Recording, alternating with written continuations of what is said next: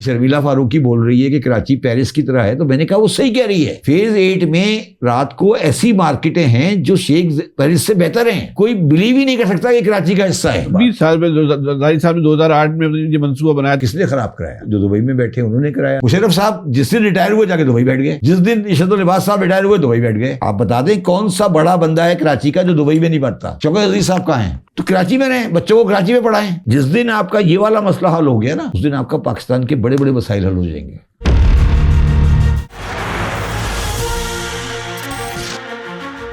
तो एक बात जब बात करते हैं ना कि कराची दुबई बन सकता है, तो उसके खाके में सिर्फ पोर्ट नहीं होता। क्या नहीं होगा? जब मैं बोलते हैं ना कराची दुबई का मुतबादिल बन सकता है, जब ये बात करते हैं तो उस खाके में जहन में जो आपके खाका बनता है उसमें खाली पोर्ट नहीं आता, एक दुनिया का बेहतरीन इंफ्रास्ट्रक्चर का शहर आता है। अच्छा, ठीक है। तो कराची का जो इंफ्रास्ट्रक्चर है और जो बुनियादी सहूलियात हैं, हम बहुत ऊपर नहीं जाते, बुनियादी सहूलियात, क्या उस बुनियाद पे कराची दुबई का मुतबादिल बन सकता है? तुम ये बैठे हो ना इस वक्त यहाँ पे कोरंगी रोड पे, ठीक है, कोरंगी रोड पे बैठे हो ना तुम, कोरंगी रोड के एंड पे बैठे हो ना। तुम्हारे साथ बिल्कुल साथ राउंड अबाउट पे 3 बिल्डिंगें बन रही हैं हाई क्वालिटी की। एक इधर कोने में बनी है, एक वो सामने डॉल्मेन वाले की बन रही है, एक इधर पीछे इसके जो साथ में बन रही है। ये बिल्डिंग किसके लिए बन रही है? कौन इस पे रहेगा? बताया ना, जो खरीदे। और ये कोई सस्ती नहीं है। हाँ, महंगी है। क्यों किसके लिए बन रही है ये बिल्डिंगें? कौन खरीदेगा, कौन रहेगा यहाँ पर? ये हाई एंड के फ्लैट्स हैं, ये लोकल छोटे मोटे फ्लैट नहीं है, ये हाई एंड फ्लैट्स हैं। और ये समझ लें कि ये इस पूरे इलाके का सबसे खराब इलाका है उस सेंस में। शहर का नहीं, हाई एंड का खराब इलाका है। सही, ठीक है। अच्छा, अब मैं आपको बताता हूँ कि आप कि दुबई कहाँ बनेगा। आप मेरे साथ शाम को चलें फेज 8 में। सही है। ठीक है। और फेज 8 में मैं और आप गिनते हैं वो घर जो पिछले 10 साल में बने, जिनका साइज 4000 गज है। 2000 गज नहीं, 4000 गज। अच्छा। कम से कम 50 होंगे। ठीक है। और उससे आगे चले। अब उससे आगे जब आप चले तो आ गया गोल्फ कोर्स। सही है। गोल्फ कोर्स से पहले एक चिल्ड्रन का पार्क बन गया है, बिल्कुल देखा होगा आपने। उस चिल्ड्रन पार्क से ब्रिज बनना है जो जाके कोरंगी से टच करेगा। ठीक है। ठीक है। जो इधर से ब्रिज बनेगा वो कोरंगी से टच करेगा। ठीक है। और वो अल्टीमेटली शाहराह भुट्टो के साथ आपके साथ ये मिल के काठोर चला गया। ठीक है।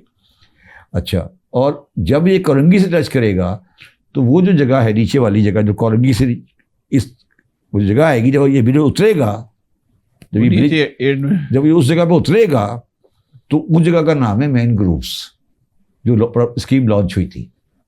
उसके अंदर 70 टावर्स हैं। 70 टावर्स बनने हैं वहां पे। लोकेशन, उसका रास्ता क्या हुआ? रास्ता वो आदमी लियारी, नाजाबाद, कोरंगी, गुलशन इकबाल कभी जाएगा ही नहीं। आप समझे मैं क्या कहने की कोशिश कर रहा हूं आपको? वो शेख जायद स्ट्रीट है ना। आप मुझे बताएं, जो कल किसी ने मुझे टीवी प्रोग्राम में कहा कि शर्मिला फारूकी बोल रही है कि कराची पेरिस की तरह है, तो मैंने कहा वो सही कह रही है। फेज 8 में रात को ऐसी मार्केटें हैं जो शेख पेरिस से बेहतर हैं।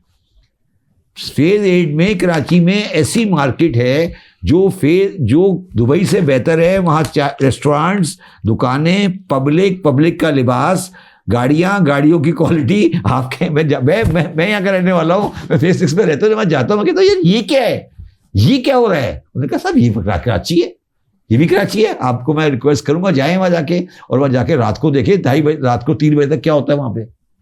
आपको कोई बिलीव ही नहीं कर सकता कि कराची का हिस्सा है। वो बन रहा है।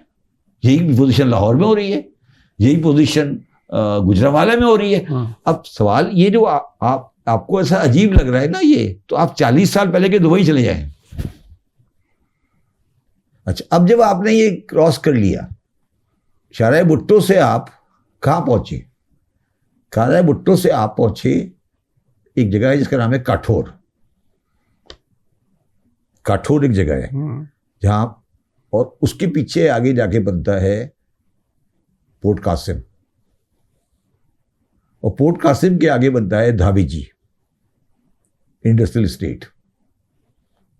ये बन रहा है नया शहर जिसका नाम है जुल्फ़िकार।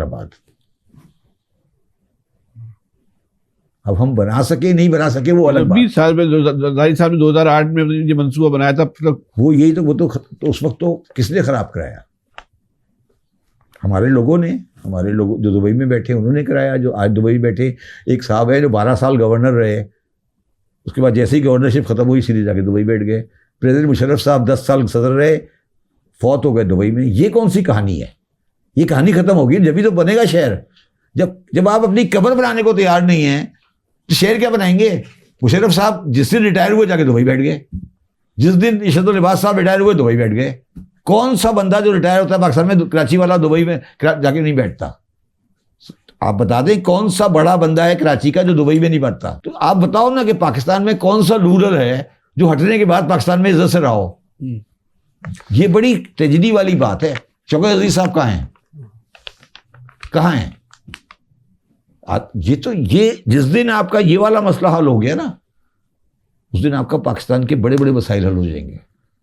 कि कम से कम आखिरी टाइम तो 12 साल गवर्नर रहे हैं इशरतुल लिबास साहब, 12 साल ज्यादा ही रहे ना। अब कराची में क्यों नहीं रहते? किसी जगह घर ले ले, अच्छी सी कोठी ले ले, क्यों नहीं रहते? 14 साल रहे। क्या 14 साल? 14 साल आप गवर्नर हाउस में रहे, तो कराची में रहे, बच्चों को कराची में पढ़ाएं। तो जो कराची में बच्चे कैसे पढ़ेंगे जब आप 14 साल गवर्नर रहने के बाद आप रह के दुबई में रह रहे हैं? तो कराची में आम आदमी का बच्चा कैसे रहेगा फिर? वो तो कह रहे हैं मैं आना चाहता हूँ, मुझे इजाजत नहीं मिल रही। किसने इजाजत दी थी? गवर्नर की इजाजत थी 14 साल, गवर्नर रहने की इजाजत थी 14 साल, गवर्नर के बाद इजाजत खत्म हो गई। यार ये मुझे समझ नहीं आती। एक बात, जैसे दुबई खमर जावेद बाजवा साहब पाकिस्तान से बाहर चले गए, वो दूसरे साहब क्या नाम से कियानी साहब पाकिस्तान से बाहर चले गए। ये इनको इनके पासपोर्टों पे स्टेपे लगाओ ना कि आप no further entry in Pakistan.